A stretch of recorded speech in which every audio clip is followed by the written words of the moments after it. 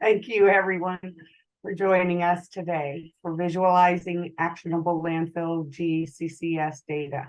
Thanks, Diane, and my welcome also to all of you for attending. Thank you very much for your interest. We'll have a lively presentation today to talk about, in general, SCS tools, and as the title of the webinar suggests, visualizing actionable data from GCCS O&M. Quick little bit about me. I'm a senior vice president with SCS Engineers. I have been practicing landfill gas for 38 years. Most of that has been in the operation, maintenance, and monitoring of landfill gas systems. I started as a technician, and I've moved my way along. I have a decent amount of experience with field work from back in the 80s and 90s. Now I'm more in an executive role, but I do still engage with our teams that perform the O&M. I've written O&M manuals. I've done investigation and assessment reports. And currently, probably pertinent to this webinar, I'm a senior advisor within our SCS eTools development team. All right, so let's talk a little bit about the agenda here before I introduce our presenters. Let's see. So, kind of a brief history of eTools. It started out actually as a internet-based application that we created a little over 20 years ago to accommodate all the landfill gas data that we were collecting, and at the time storing in various ways, spreadsheets, handwritten tables of data. A couple of us worked with some flat file databases, that sort of thing. But so yeah, around 2002 or so, it became evident that there was a better way to do that, and so we developed DataServices, and it has evolved since then. We changed the platform, which it's based on, in the early 2000s, or excuse me, in the early teens, I guess, 2000 teens. And continued to evolve into the platform that it's on now, which is a lot more robust, a lot quicker, provides us with better options for development. Quick overview of DataServices and MobileTools. DataServices is the cloud-based application that's for desktop or laptop use.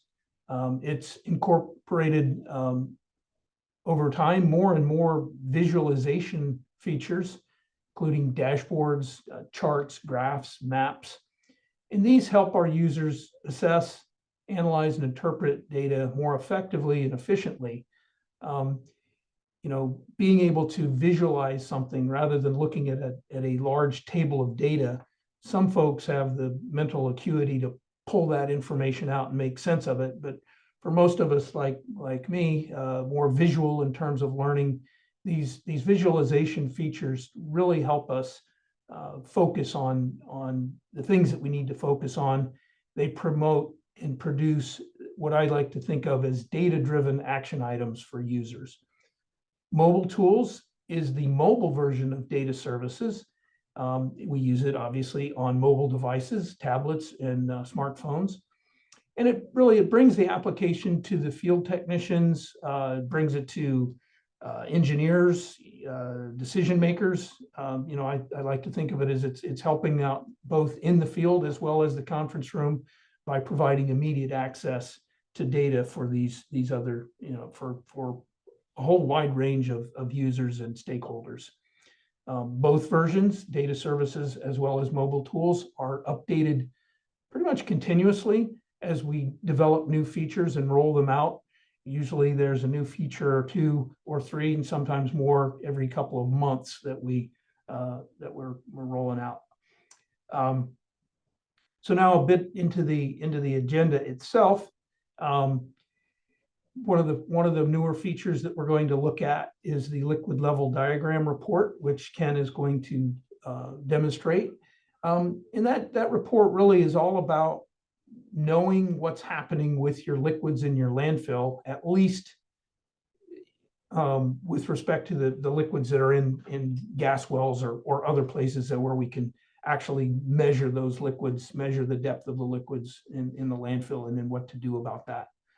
The next newer feature that Ken is going to show is the 6-month wellfield data review report, which is kind of a quick summary that gives you a broad view and kind of understanding of what's been going on for the last 6 months. It's a 6 months rolling data set.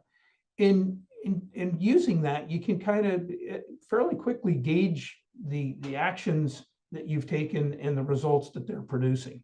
So it's a very, very helpful report. It's become very popular in a hurry. Shout out to Ken. He developed that report as an Excel feature and was getting so much praise for it and use for it that we introduced the report to our development team, and they fairly quickly were able to get it into eTools so that now you don't have to export data and run a bunch of Excel spreadsheets to produce it. You can click a couple of buttons and you've got the information. Ken, at that point, is going to toss it over to Grant, and Grant's going to talk about exceedance tracking and the exceedance manager. This all has to do with the compliance actions that we take. And then we'll wrap things up with a demonstration and a look at our surface emissions monitoring module or feature, if you will.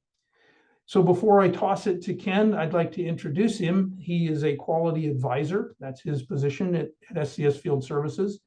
And in that role, he's responsible for providing and supporting quality assurance, peer reviews, regulatory interpretations, technical training, wellfield data. He is a virtual jack of all trades and master of many of them. But he supports our field services teams, our engineers teams, and our clients pretty much on a nationwide basis. Ken comes well equipped to serve in that role. He's been in the landfill gas industry in various capacities for 37 years. The last 16 has been with SCS Field Services. Ken has tromped around and done field work at over 200 landfills. One of his specialties is landfill gas wellfield assessments, and he completes for us. He does a lot of our quality support evaluations for our internal practice. And then so that Ken and Grant can hand things off efficiently, I'll introduce Grant as well. Grant is a senior field data analyst. He's on our eTools support team.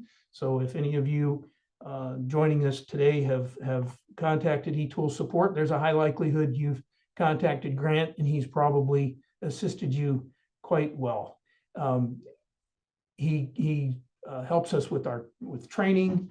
He can in general support in terms of managing both the compliance and other data. Grant's been in the industry for 12 years. 3 of those was as a field technician, and the balance has been as a data analyst. As a technician, he did compliance monitoring, maintenance and repairs, and he was also familiar with federal regulatory reporting from a technician perspective. A little bit more about what he does as an eTools support team member. He's one of our folks that sets up a site. If you were a new user and you needed to have your site set up in eTools, chances are Grant would be helping that. He does a lot of training to help people understand all the different features and facets of eTools. And again, he's quite good at instructing and letting you know how you use it, both with respect to the core features of the application and the newer ones. And his role is to help users get the most out of their data and ultimately, hopefully, reduce their workload. So with that, I'm going to toss it to Ken. Ken? Thank you, Pete. I appreciate that fine introduction and welcome everybody who's attending today. When we talked about the agenda, we wanted to really highlight what's new But what's new and I guess usable or actionable, or what we think will have a lot of bang for the buck in terms of visualizing or showing or producing actionable items.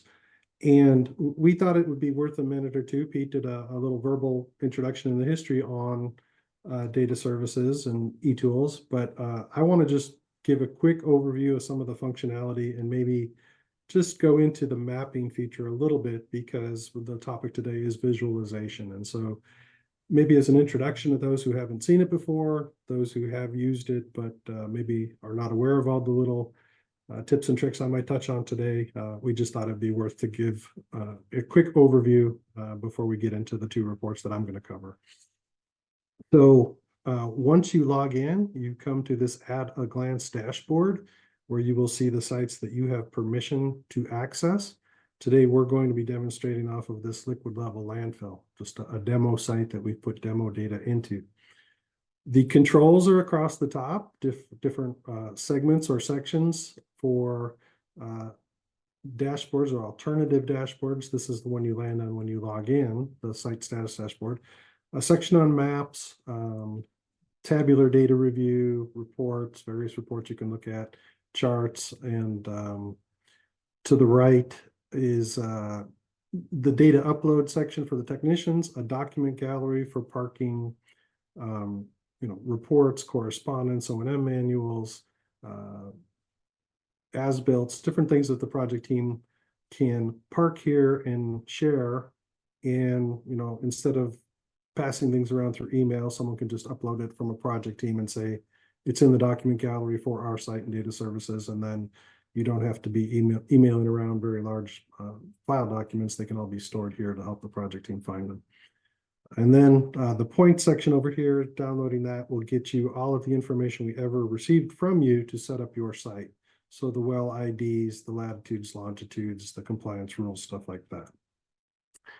So clicking on any of those icons will pull up the controls and options for selecting dates and different parameters, and then the item you're pulling up, whether it's a map or a report or a chart, should take up the bulk of the screen to the right. So that's just simply the layout or the workflow. As I mentioned, we're going to go into the liquid level landfill. At a glance, when you first log in, you'll see there's 27 open exceedances. There's 85 wells yet to be monitored for the month. There's no probes set up to be monitored or sample ports or greenhouse gas readings, but those are all things that our clients do set up and track and store data within data services, and use some of the visualization features to review and assess that data and perform actions based on that data. By double clicking on any number on the dashboard, you will be redirected to a report. So if you're tracking exceedances, it'll take you to the compliance section to an exceedance report. Wells not monitored to an operations report, which just will highlight the well numbers that have yet to be monitored for the month. So that's the dashboard. And as I mentioned, I'm going to show a little bit about the range maps, because we think there's a lot of value in the data visualization capabilities. So the controls, once again, are on the left. I typed in the default date is the current month, but this is some demo data, so I typed in an older date where the data lies.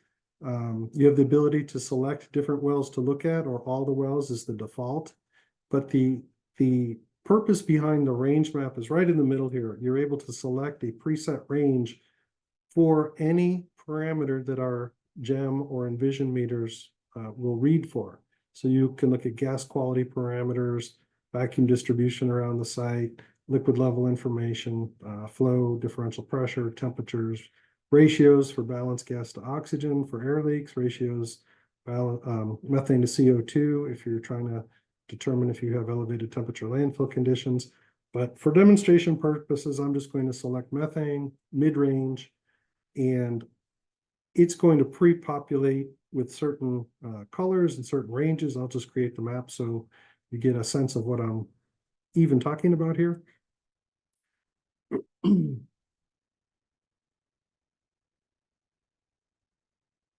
And it takes a couple seconds depending on your internet connection speed, but or maybe the number of wells you have if you've got 300 wells.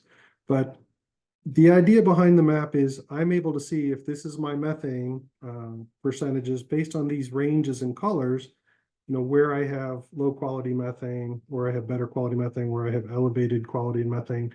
And what's neat is this is customizable. That orange may be hard to see on that orange clay background. So I could always switch out to a color that has more contrast and simply recreate the map. And then we have more contrast.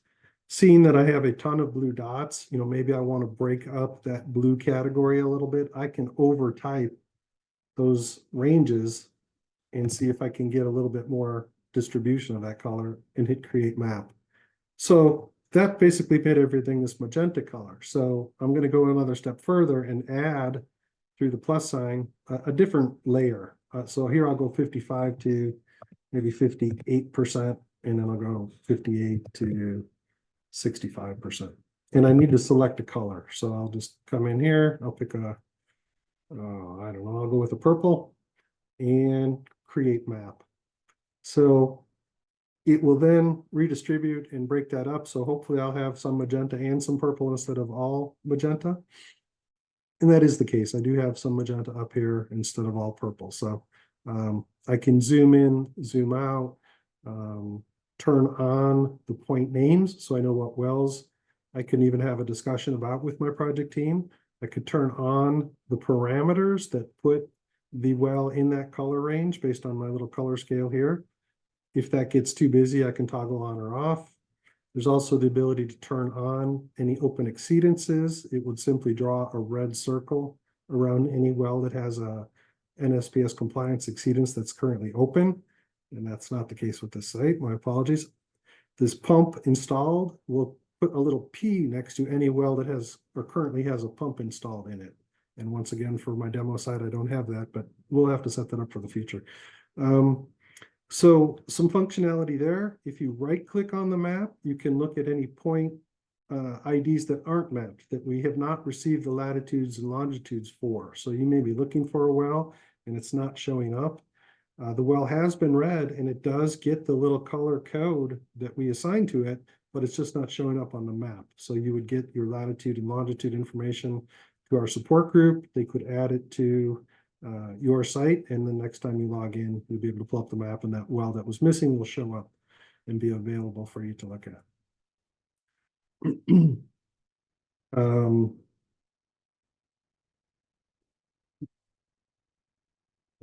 Below that, we have the ability to turn on shape overlay file. So if you want to show your gas collection system header, and for our demo site, we only created the western half of the site here, but you can show your main header and any laterals off of that.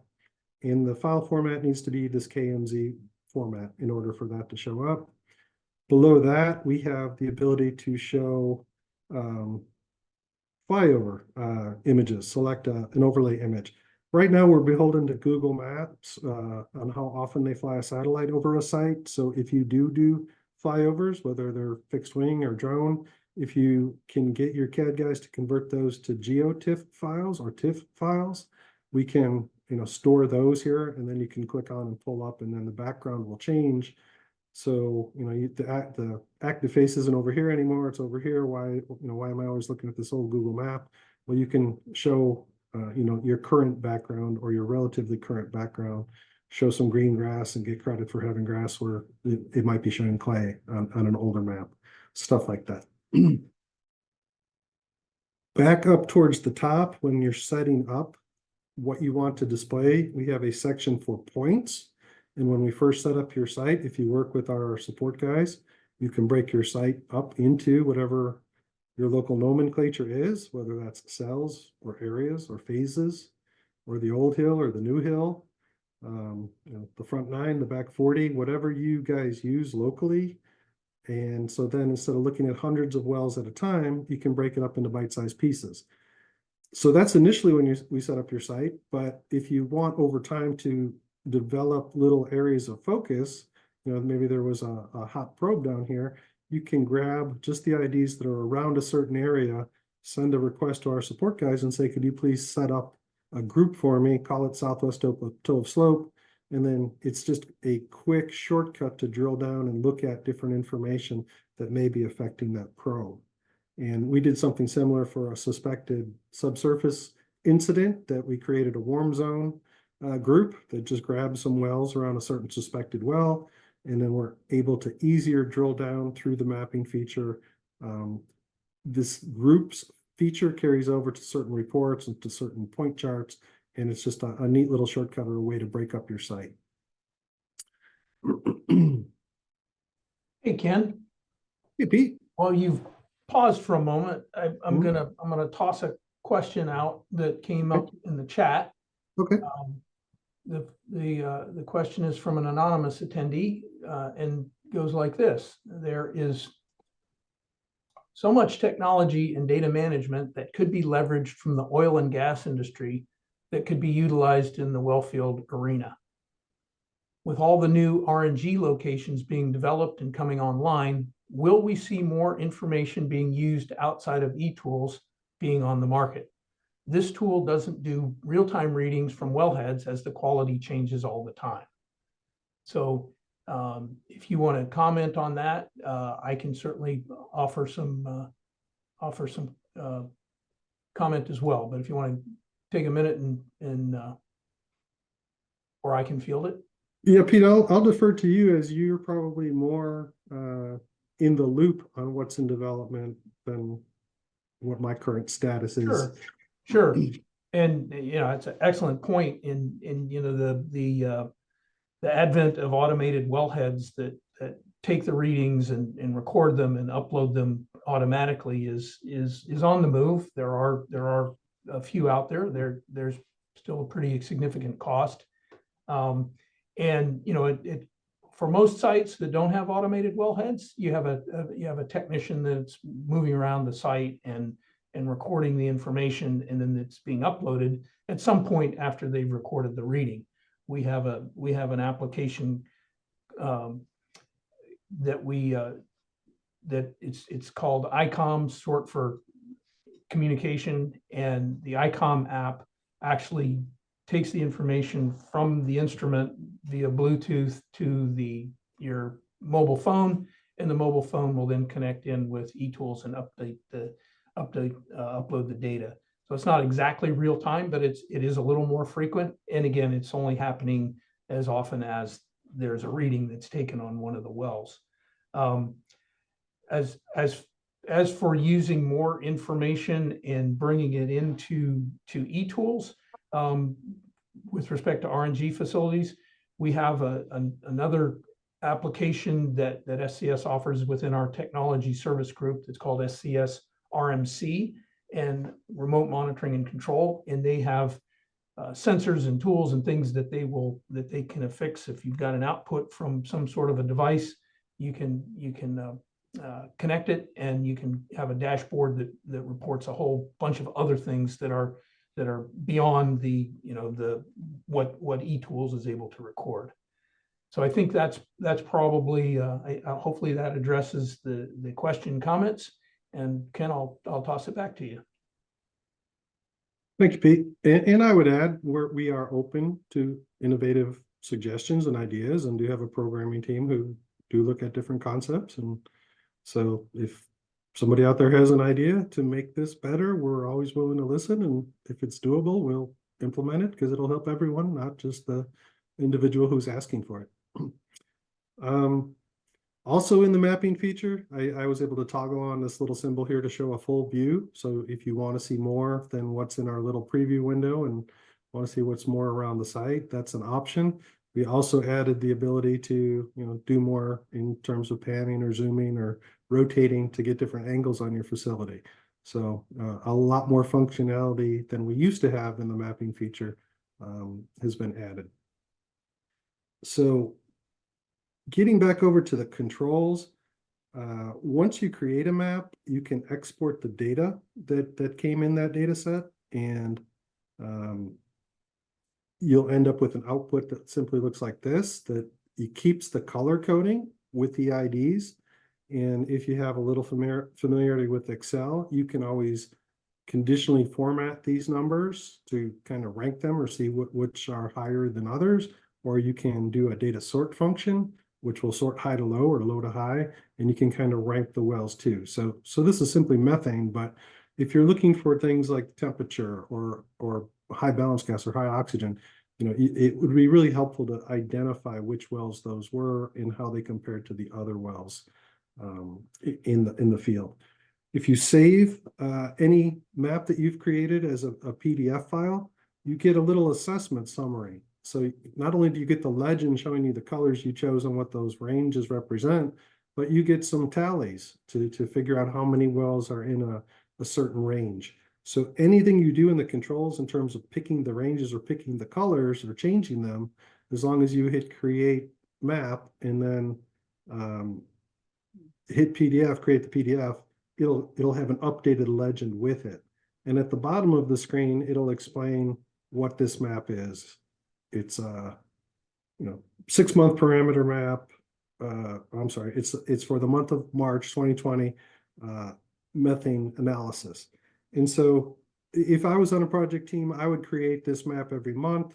I would create a number of maps every month. I might look at my flow, my temperature distribution, my supply vacuum distribution, my methane distribution, my balanced gas distribution, and be able to compare month to month if there are any changes. If I'm used to having, the whole east side, this magenta color in terms of a temperature, and then one month a different color pops up that's yellow or green or whatever, I would see something's changed in that area, or there's an urgency to investigate what's going on in that area. So comparing it month to month, you can see those subtle changes. And since I'm saving them every month as PDFs, at a certain point in time, I like to link them together at the end of a 6-month period or a 12-month period, and then run them kind of with my mouse wheel and see the changes of the progression over time across the site. And it can help explain when you're losing vacuum in one corner or a temperature's taking off in another corner of the site. So neat little tools, all about visualization, doing more with your data. So that's kind of what I wanted to show about the mapping feature. What I was really tasked with to point out is talk about some new reports that we have. So up in the reports section, it will bring you, well, there's compliance reports, operations reports, and administrative reports. The reports I want to talk about today are administrative reports. And the one that I'm going to highlight first is this liquid level well diagram. You can click on it and it will give you some controls for the time period you want to look at. You can look at a given month if liquid levels were just taken, a year, whatever you want to look at. You hit export and it will create a little preview at the bottom of the screen. It's not doing it, but it'll then make it exportable to Excel that you can look at it. I guess it's too big to do the preview function, my apologies. But then you can export it to your desktop and get in. And what you have is a summary across the top. And if we set this up right, if you gave us or were able to enter the original drilled surface elevation, the amount of solid pipe that was installed from the as-built, where the bottom of the well would have been from the as-built, any initial liquid level information, then it's going to do calculations when you take new liquid level information and push the most current surface elevation, the current depth to liquid, the current depth to bottom. It'll calculate this available perf information for you. And so instead of looking through those tables and straining your eyeballs, we like to look at the diagrams at the bottom of the screen. And because this is an Excel file that was exported, to your desktop, we have 10 wells across the bottom. You can see the well IDs, and then there's 10 on each screen. And based on the legend on the bottom, this becomes an at-a-glance, exercise. I can see there is a pump in this well based on the symbol. I'm in the perfs. That's that speckled section. The current depth to liquid is the blue circle. Green is solid pipe on the well. Yellow is solid pipe that's been added, so the well has been raised. And then the stick up is the black at the top. So the liquids, just at a glance here, are almost covering the perfs entirely. And oh, by the way, there's a pump in that well. So that pump is not working or not functioning. Need to check it. Maybe the air supply has been disrupted. Maybe the pump needs to be pulled. But here's a well right next to it that doesn't have a pump in it, and it's in the same precarious situation. It's about to water in. The purple symbol is the prior reading. So whether that was a month ago or 3 months ago or a year ago, that's the data that was available for the time range that we looked at. So the current is the blue circle. So the well is, the level of liquids is rising in the well. We're losing more perf. And yes, this well has a pump as well, and it apparently is not functioning. So two other benefits that I see in this report that I've come to rely on is well number one here. We see it's been raised multiple times. That's all that extra added solid pipe. So from the original drilled well, the new surface of the landfill is up here. We've got nearly 100 foot of solid pipe before we get down to perforations.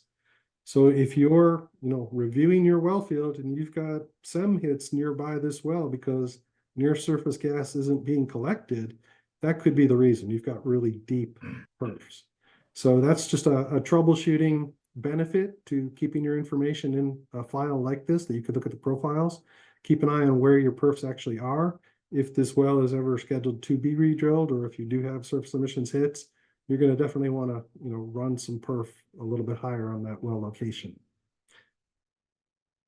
Over here on well 20, we're kind of going in the opposite direction. And maybe this would be represented on an old closed landfill, a recently closed landfill that settles, a foot a year in the first couple of years. Maybe elevated temperature landfill where there's unexpected rapid settlement, where they have cut off quite a bit of solid pipe and they have near surface perforations. So even a little bit of vacuum applied to this well, it's going to be very easy to draw atmosphere down into the well casing. And being able to see that through this profile is a great tool, where you may not be able to explain why a well is looking crappy all the time under a minimum vacuum. You might think I need to add more soil, whatever. There may be actually a reason for it, that the well has settled so much, you've cut off so much solid pipe that your perfs are just real near surface right now. And we've discovered that on a few sites over the last couple of years when we're investigating subsurface fires. So that is the liquid level report that I wanted to show. And how do we get the information in here? I'm going to try to. Yeah, Pete. A couple of questions that before we move on, probably worth answering at this point. One that asks, does the program also account for wells that could be silted in? So while you have this chart up, perhaps you could explain that. Yeah, I apologize. I started to get into the MobileTools application, but that's what this orange material is at the bottom. It's silt in the bottom of the well. You're taking a depth of liquid measurement. You're no longer hitting the original. Well, you're taking a depth of liquid and a depth of bottom measurement. And if you're no longer hitting the original bottom, we're attributing that to silt. It could be, a pinch or something along those lines, but more often than not, it's going to be attributed to silt or fines getting pulled into the well. So okay. I'm sorry, I'm kind of blocking the legend there, but there is an explanation for that orange color. Gotcha. I think I can handle the next question, and it regards how accurate is the set of data. Well, as with anything, it's the accuracy of the data in the application. It depends on the accuracy of the data. If it's landfill gas data, it depends on the accuracy of the data coming from the instrument, whether the instrument was calibrated properly. All those things have an impact on it. For the liquid level data, yeah, that's difficult because measuring, as you can imagine, taking a wellhead off of a well and taking all these measurements, there are opportunities for errors or mistakes in terms of recording the data. So it pays to have technicians or folks who are doing that work that are skilled and versed in doing it, and they know how to do it. As far as the as-builts go, that depends on the information that was provided at the when the gas system was installed, and then moving forward, periodically you've got to assess the elevation of the surface, which typically on a landfill settles over time. So yeah, there are a lot of things that can impact the accuracy of the data. And then Ken, maybe we can go back after you demonstrate the MobileTools The last question was, where can I click to produce map reports in different timeframes? Sure. Please remind me of that if I forget, Pete. Will do. So garbage in, garbage out, right? We see liquids deeper than the perforations. So we probably did not get accurate as-built information from the client when we first set up their site. So when Grant is setting up a new site, he asks if you have that historical information on, the elevation well was drilled, the amount of solid and perf that was put in below ground. Years later, you'll have the new surface elevation, and we assume everything that's been added to that well is solid pipe. But, worst case, if you have an old site or you're at a site that there are no as-built whatsoever, people have used down well cameras, and you document how deep the camera has run before you start seeing the perforations, and how deep you run the camera before you hit liquids, and how deep you run the camera until you see the bottom. So there are ways to improve those data gaps. And Ken, correct me if I'm wrong, but when I had my training, I was, we set certain parameters for safety so that it would, if the technician put in a reading, say they inverted a number on something, they would get an alert because that reading was out of what a norm would be. And it would tell them to check it. Yeah, there are certain built-in quality checks that DataServices performs, or we have built in to look for. So if there are anomalies in the data, an email goes to a manager who will contact the client and point that out and try to get the corrected information. So I'm sorry, I was transitioning into our MobileTools application, and hopefully you were able to watch what I was doing on the screen, but I'm simply sharing my smartphone. It's an iPhone, but it will also work off of Android phones or tablets. It doesn't have to be a smartphone, it can be a tablet. And this is our mobile version of DataServices. And this is, in a sense, our dashboard that I could see the names of my sites. And this is the liquid level landfill, which I was demoing off of. And highlighted there is, at a glance information. There's 85 wells in red that need to be read for this month. They don't have probes or sample ports or greenhouse gas set up for this particular demo, but there's 27 open exceedances for the site. So clicking on the name of the site brings me into, my wells or my probes in my wells. So anything that I'm collecting information for, and I can stop at a well and click on that GEW 77. It'll redirect me to, the next available menu. And for this, I can take photos or look at photos of the old well, look at as-built information. What I'm going to click on is the landfill gas readings, and I'm able to see and swiping left, the last 20 readings on this well. So two items per screen. I can see how this well has been performing historically over time. What's great about this, as Pete mentioned, you are in the field, you're standing next to a well, or you're a technician, you just read a well, and you're like, something's off, something looks very strange here. You're able to pull your data up out of your pocket without going down to, the trailer or the gas plant or wherever and getting on the internet. You can pull it out of your pocket, pull up that well number, and look at the last 20 readings on it to see, if it's behaving the way, if it's behaving differently than the way you remember it. Or maybe you find out you're at the wrong well and it was the next well over that you were thinking of. Able to access your data in the field is great. I clicked on at the top of that screen a little graph symbol. I'm able to pull up the last 3 years of the gas parameters, the flow, the vacuum. Alert is probably a flip in the CO2 to methane ratio. But having that data in your pocket to help you make troubleshooting decisions or tuning decisions is fantastic. Where I'm headed in here is the data entry screen at the bottom. The whole point of going in here and showing you MobileTools was, how do we get the liquid level information into this liquid level program? So under here, I'm going to go into the liquid level and temperature option. And it has the well that I'm standing next to. This is also GPS enabled, so it's going to pull up the ID of the well that you're closest to. And it'll have the last known surface elevation that was entered in DataServices. So if you have the current information, you could enter that, or you could always enter it later. But you're going to take today's readings, the top of cap to ground, top of cap to liquid, top of cap to the bottom of the well or an obstruction. You can toggle if there's a pump in the well, if the pump's operational or shut off. And then top of cap down to the pump elevation if you know it. You're able to take a camera, a photograph if you want, and then upload. And as soon as you hit upload, it has gone into DataServices and it has updated the information that you can pull up in the Excel file that we're looking at in the background there. So one other thing I wanted to show you in MobileTools before I got out is above that little funnel symbol. First of all, the funnel symbol, if I'm looking for a particular well, I can always just type in, 68 because I'm looking for well 68. It'll just redirect me really quickly to well 68. So I don't have to keep looking for that well, or it's going to contain 68. So it might show me options for well 68 or 168 or whatever. That little folding map feature brings me right to my wellfield map for the site.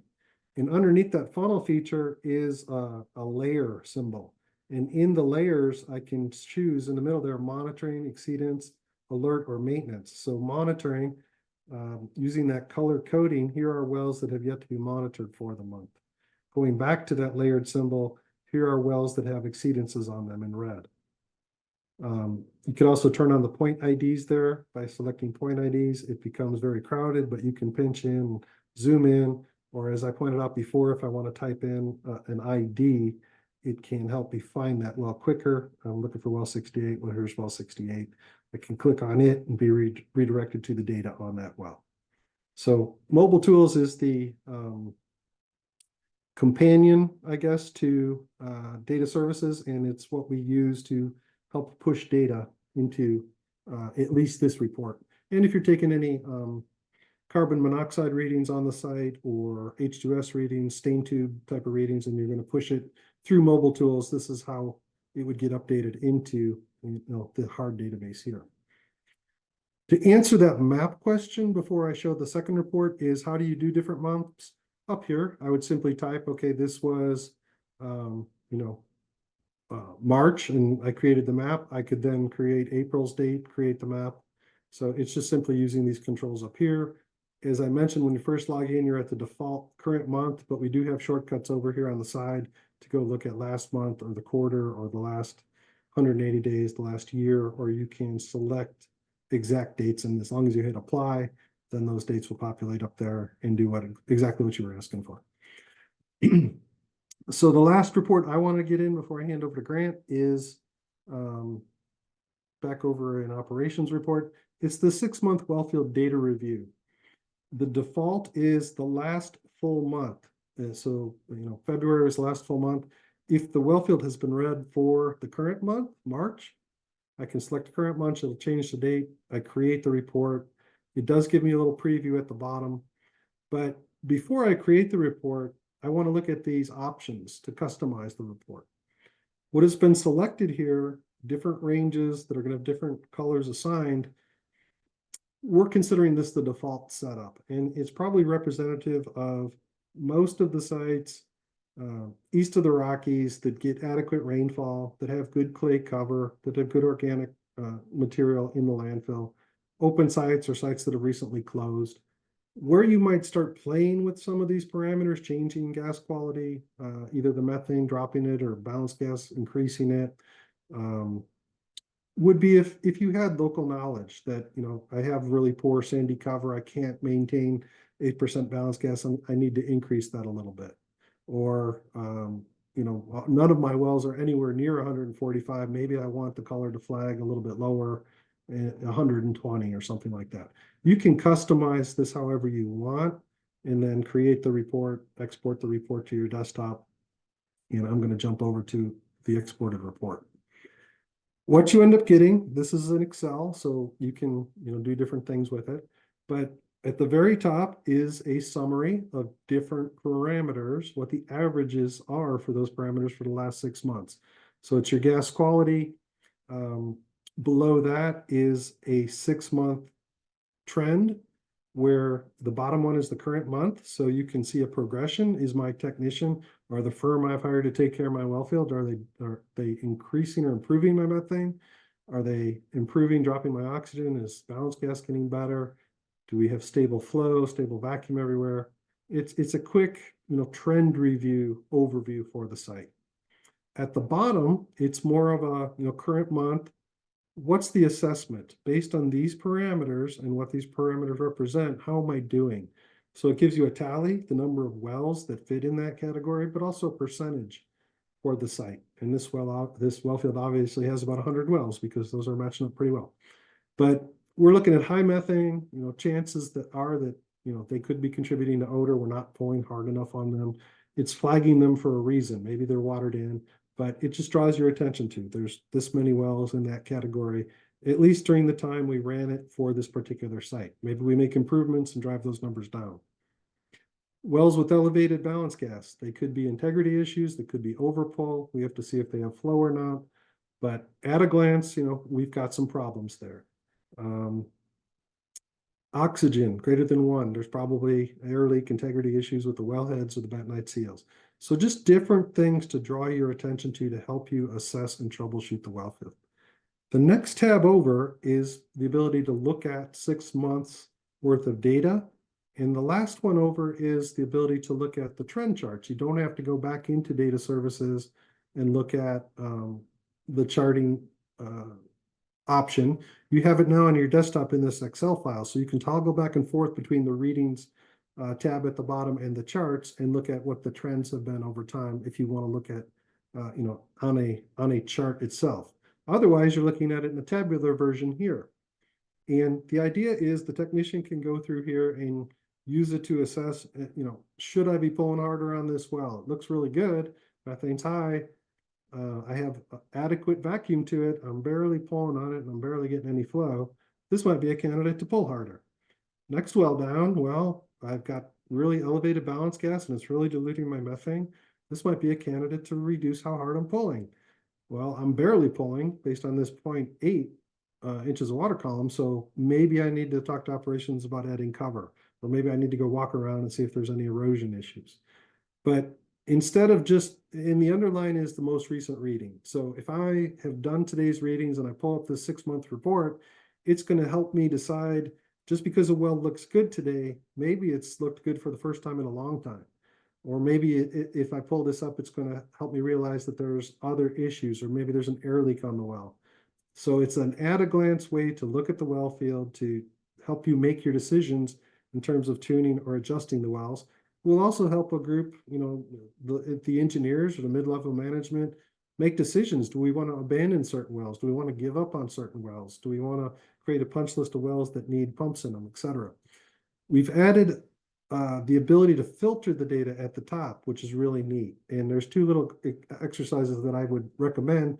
One is, if you're looking to make a difference at poor gas coming into the gas plant or the flare station, you would look for wells with really high balance gas and maybe some flow on them.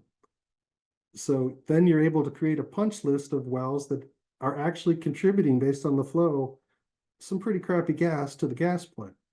One other thing I would do is probably go over and just select the most recent month's worth of data. So you have just recent history to deal with. So you have a much shorter punch list to deal with to make recommendations to your technicians, go out and valve back on these so we stop the dilution of gas coming into the gas plant. And then going the other direction, let's say you're looking for gas, you're looking for wells, what wells can I open? I would recommend doing a search such as, show me wells that have greater than, and I'll just go with 52%. Wells that have low balance gas. So I'll say less than 8%. Maybe wells that are not wide open. So the system pressure versus static pressure. So I want to do less than, and I'll just say 90. So there, I do have plenty of room to run or vacuum. And then once again, I'll filter out the dates and say, just show me the recent data set.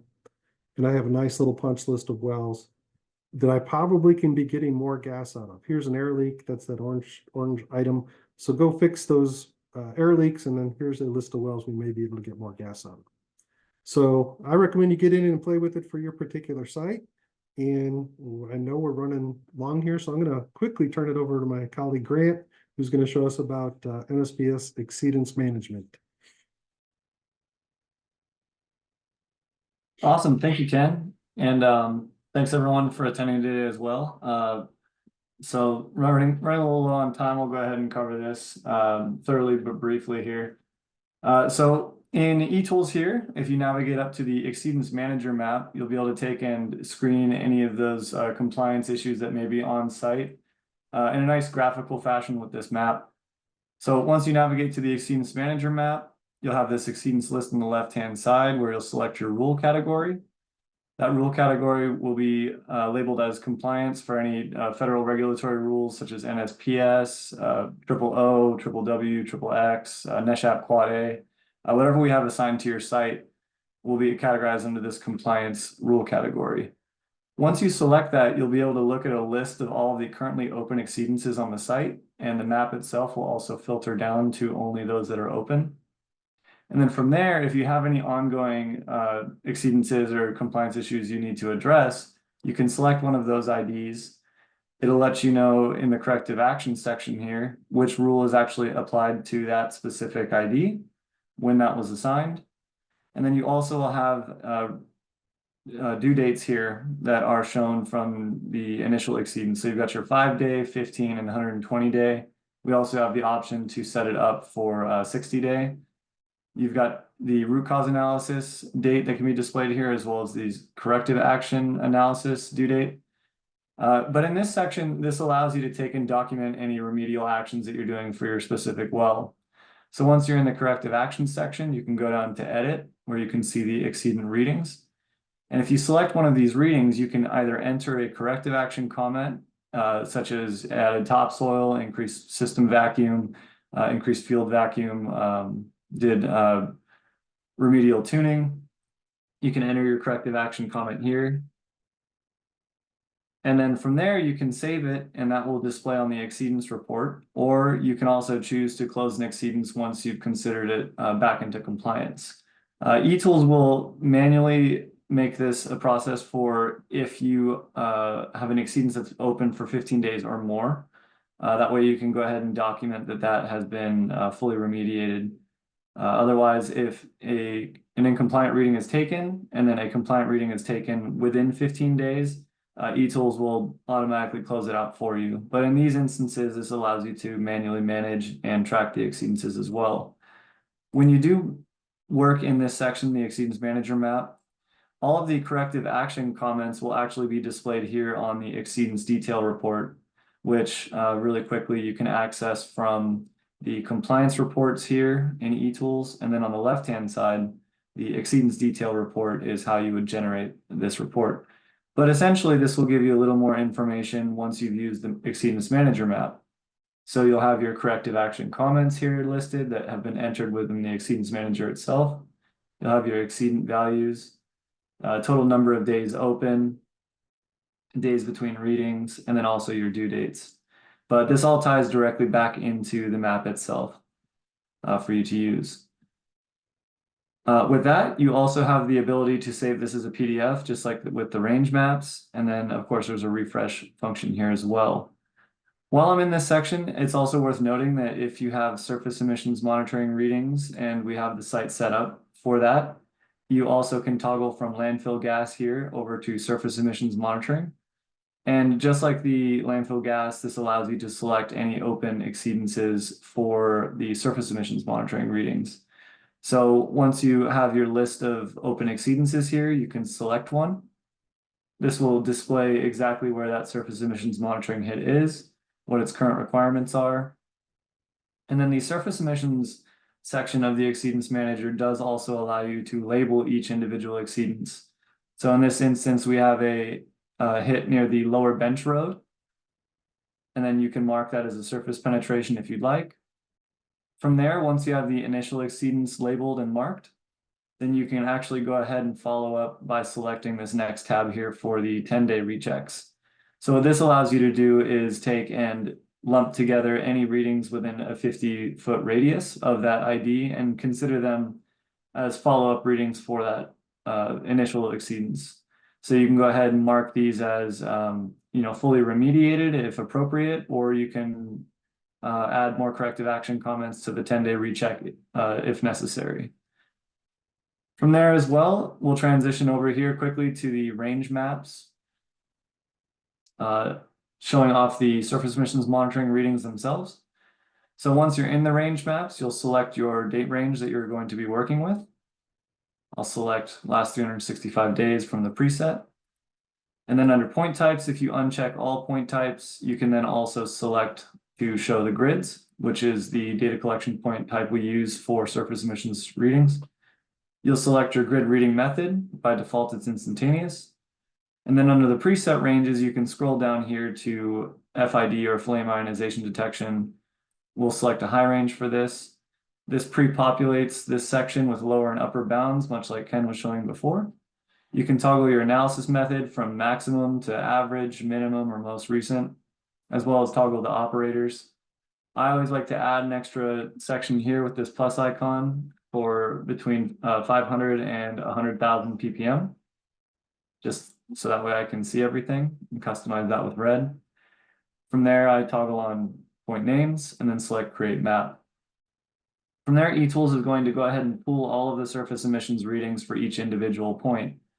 So what you can do is on this demo site, we have our SEM penetrations. And if you zoom all the way in and right click, you can show just the SEM data for those particular, for that particular SEM penetrations ID. So you'll see these in red that these are over 500. Alternatively, you can also take and right click and show all the SEM data for all the grids. And this will give you a nice kind of breadcrumb trail of where the technicians have been and what their values were for those sections on the landfill that they were monitoring. What's nice is you can also go in, and if you want to omit certain sections, you can uncheck the show feature here on the left-hand side, refresh your map, and then that'll go ahead and omit the values that you're not really concerned with, kind of giving you a good overview of where the hotspots could be.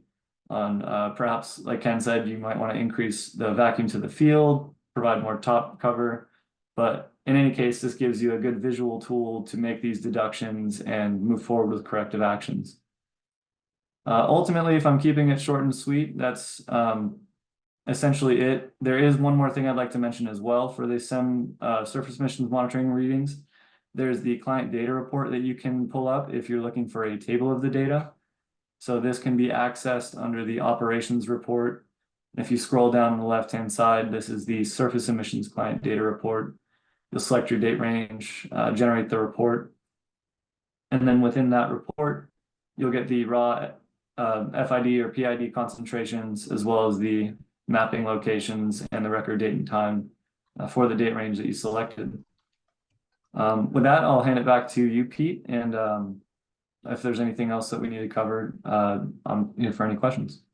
Right, Grant, thank you. Nicely done.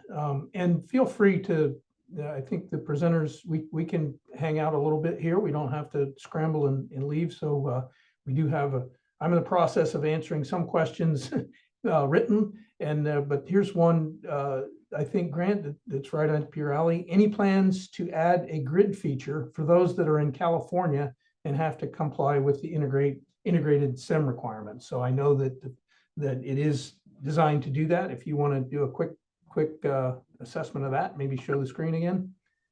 Yes, there is, in this demo site, in this instance, we do have this set up more kind of like an East Coast site would be. However, like Pete said, there are features within the application already that do allow you to take and create integrated readings or upload them directly if you've already got them handy. In this case, on the data review edit, if you were to go into this section on eTools, you can pull up a certain date range for your grid here. And it does allow you to create, in California sites, you would have multiple grids laid out all across the site. So you can select whichever grid you're trying to work with specifically. We'll go ahead and we'll go back to last quarter here for just this overall grid. But once you have these surface emissions monitoring reading pulled up, you can take and actually create integrated readings based off of those readings if you don't have direct integrated readings available. This allows you to essentially comply with those requirements. And then from there also, there are other rules that we can apply to the site that allow you to screen for instantaneous and integrated style exceedances. So essentially the system does allow you to do so as far as loading that data. And then in those cases for the California sites, we would have, you know, multiple grids set up all across the site where you can do just like on the demo, you can right click for one specific grid to show just that one grid, or you can show all the SEM data here in order to generate that. But it is available to do that for both integrated readings and instantaneous.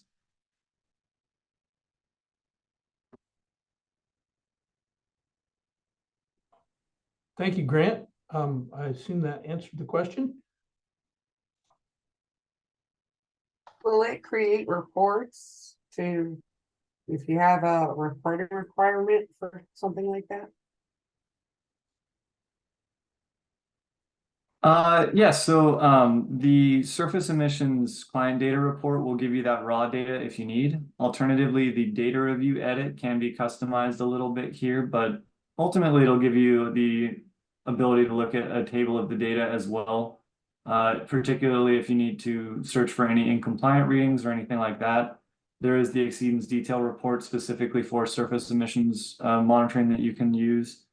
Above and beyond that, I mean, the data review edit does include the grid reading method within there, whether or not it's a surface penetration, and then also if it's associated with a specific ID or if you leave a surface penetration comment as well. So this is pretty comprehensive in all the information that you can export from here, and you know, for any reporting needs. And of course, once you export it to Excel here, which as it's loading on the bottom left of the screen, once you've generated the readings, you can export this table of the data into a CSV, Excel, or Excel Plus format. And then once it does so, you can go ahead and manipulate that into the correct format for whatever your reporting needs would be. And ultimately, you know, the source of all this data comes from, of course, the field instruments and the technicians going out and doing the monitoring. And you can kind of customize the report structure as well. What was that one more time, Diane? You can customize a little bit of the report structure as well in eTools. You can, yes. So in this case, with the data review edit, this is a pretty powerful kind of hidden tool in a certain sense. I like to highlight this on a lot of the trainings, but under preset options here, we do have some built-in presets you can use when viewing landfill gas, liquid level data, or surface emissions data in this section. These presets are helpful, but at the same time, if you're looking for something more custom, this plus icon does allow you to create a custom report based on all of the recordable fields that we have in eTools. Right. So if you're looking to create a quarterly report of sorts based on, you know, surface emissions monitoring, then you could take and check any of these relevant fields. And then in this case, once you check the extra ones or uncheck the ones that you aren't looking to see, then you can go ahead and select your data set name here. So you could say, you know, Grant's weekly report as an example. And then once you select save, those presets are actually available for you to use continuously every time you log in. So you can select Grant's weekly report. It'll trim down to just those columns you're interested in seeing. And then of course, what's nice is for the custom ones, you're able to remove those and clean them up if you no longer need them using this minus icon.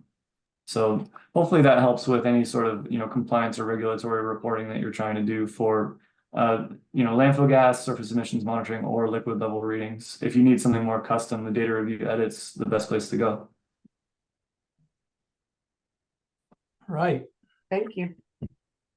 Thanks, Grant. Thanks, Ken. Well done.